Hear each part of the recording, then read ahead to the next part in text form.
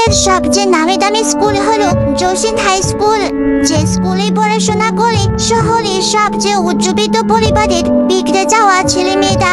এখানকার স্টুডেন্টরা drugs, alcohol এবং নিষিদ্ধ নাইট ক্লাব পার্টির মতো অবৈধ কর্মকাণ্ডের সাথে জড়িত।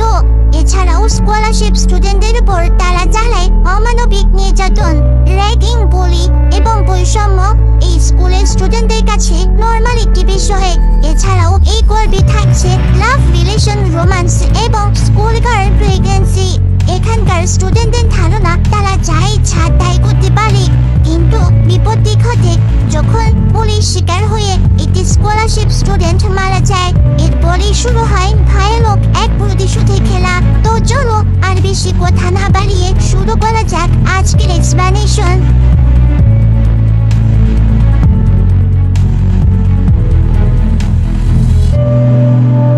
গল্পের শুরুতেই আমরা ইনহান নামের একটি ছেলেকে দেখতে পাই, যে চিৎকার করে বলছিল স্কুলের সবাই পাগল হয়ে গেছে। এখানকার টিচার, স্টুডেন্ট সবাই একরকম।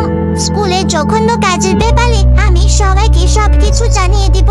আর এটা বলার পরই তার একটি কার অ্যাক্সিডেন্ট হয়ে যায় এবং আমরা দেখতে পাই যে সে সেখানেই মারা যায়।